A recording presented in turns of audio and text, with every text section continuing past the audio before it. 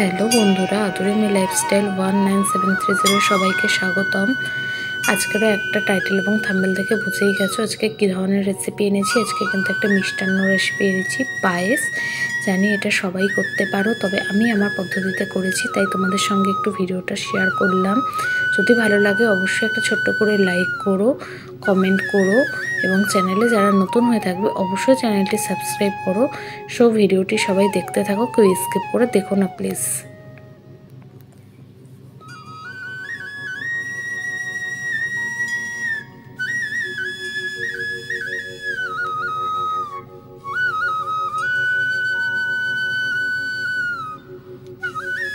দেখো আমার পায়েসটা তৈরি করছি। করার জন্য নিয়েছি 4টে দুধের প্যাকেট। এখানে 500 করে দুধের প্যাকেট আছে, 4 প্যাকেট নিয়েছি। আমি আমার পরিমাণ মতো নিলাম, নিয়ে কিন্তু একটা পাত্রে ঢেলে নিলাম। 4টে প্যাকেট দুধ কিন্তু আমি একটা পাত্রে ঢেলে নিলাম। যারা আছো নতুন তাদেরকে জানাই অসংখ্য অসংখ্য ধন্যবাদ। আমার চ্যানেলটি যদি না সাবস্ক্রাইব করে থাকো অবশ্যই সাবস্ক্রাইব করে পাশে থাকা বেল আইকনটিকে দাবিয়ে দাও, অল নোটিফিকেশনটা অন করে দাও। দেখো আমার 4টে দুধের প্যাকেট পুরো ঢালা হয়ে গেছে পাত্রে, এবং গ্যাসে বসিয়েও দিয়েছি এবং জল দিয়ে দিলাম। আমি কিন্তু বেশ খানিকটা পরিমাণেই জল দিলাম, দিয়ে কিন্তু হাফ বাটি দুধটা 1 বাটি মতো করে নিলাম। নিয়ে দেখো এখানে আমি গোবিন্দভোগ চাল নিয়েছি, নিয়ে আমি এটা কিন্তু ঘি দিয়ে একটু ম্যারিনেট করে রেখে দেবো। 5-10 মিনিট মতো ম্যারিনেট করে রেখে দিলাম। দেখো ভিডিওর সবাই দেখতে থাকো এবং পাশে থাকো। পুরানো বন্ধু যারা আছো তাদেরকে জানাই অনেক অনেক ধন্যবাদ, অনেক অনেক ভালোবাসা আমার চ্যানেলটি এতদিন ধরে চোখ রাখার জন্য। সবাই একটু আমার পাশে থেকো। দেখো দুধটা কিন্তু খুব ভালোভাবে আমি ফুটিয়ে নিয়েছি। খুব ভালোভাবে ফুটিয়ে নিয়ে কিন্তু আমি একটা পাত্রে, যাতে আর কি পায়েসটা করবো আমি সেই পাত্রে ঢেলে নিচ্ছি। দুধটা কিন্তু প্রথমেই খুব ভালোভাবে ফুটিয়ে নিতে হবে। দেখো একটা পাত্রে ঢেলে নিচ্ছি, পুরো ঢালছি না, আমি হাফ পরিমাণ দুধ ঢালছি আর হাফ পরিমাণ রেখে দেবো, ধীরে ধীরে দিতে হবে। দেখো হাফ পরিমাণ দুধ রেখে এবারে দিয়ে দিলাম তাতে তেজপাতা আর এলাচের ফাটিয়ে অংশটা দিয়ে দিলাম। এলাচটা ফাটিয়ে দিয়ে দিলাম, দিয়ে কিন্তু এবারে খুব ভালোভাবে নাড়াচাড়া করে কিন্তু গোবিন্দভোগ চালটাও এবারে কিন্তু আমি দিয়ে দেবো দুধের ওপর, গরম দুধের ওপর গোবিন্দভোগ চালটা দিয়ে দেবো। প্লিজ আমার ভিডিওগুলো সবাই ধৈর্য সহকারে দেখছো, অনেক অনেক ধন্যবাদ এতক্ষণ ধরে যারা ধৈর্য সহকারে দেখলে। এবারে দেখো দিয়ে দিলাম নুন, একটু পরিমাণ মতো নুন আর কিছু ড্রাই ফ্রুটস এখানে দিয়েছি শুধু আমি কাজু, তোমরা চাইলে আরও আদার্স ড্রাই ফ্রুটস দিতে পারো। তারপরে দেখো ধীরে ধীরে আবার দুধ দিয়ে দিলাম।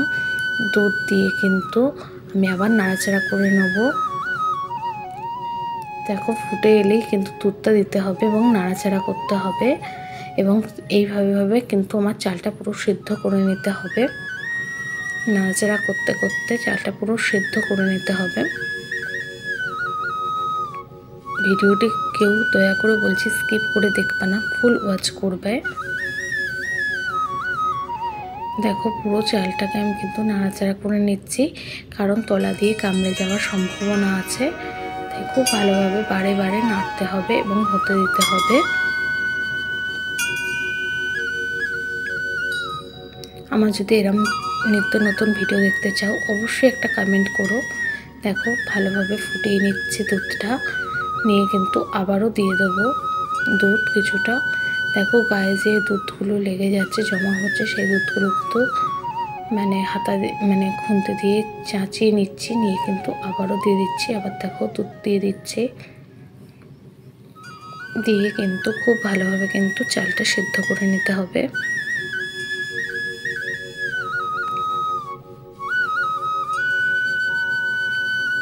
দেখো খুব ভালোভাবে নাড়াচাড়া করে নিচ্ছি।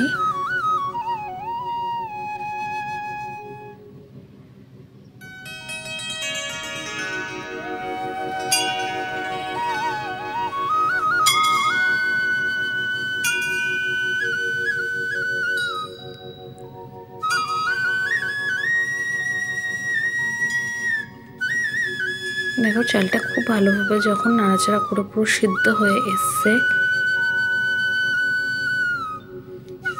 দেখো পুরো অনেকটা সিদ্ধ হয়ে এসছে চালটা, তোমরা দেখেই বুঝতে পারছো চালটা অনেকটা সেদ্ধ হয়ে এসছে। এই অবস্থায় দেখো দুধটা কেমন ফুলে উঠছে। এই অবস্থায় দেখো এবারে আমি মিষ্টি দিয়ে দেবো। আমি এখানে মিষ্টি বলতে বাতাসা ব্যবহার করেছি। দেখো খুব ভালোভাবে নাড়াচাড়া করে নিচ্ছি।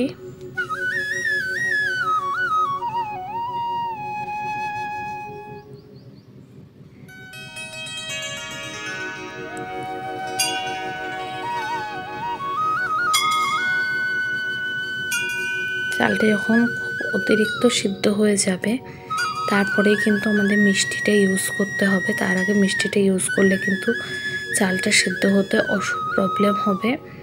দেখো এরপর কিন্তু আমি বাতাসাতে দিয়ে দিলাম। তোমরা চাইলে এখানে চিনি বা গুড় দিতে পারো, তবে আমি বাতাসাটা দিলাম খেতে ভালো হওয়ার জন্য। বাতাসাটা আমি দিলাম এবং কালারটাও খুব সুন্দর আসে, সেই কারণে কিন্তু বাতাসাটা দেবো। এখানে আমি লাল বাতাসা দিয়েছি। দিয়ে দেখো খুব ভালোভাবে নাড়াচাড়া করে নেব।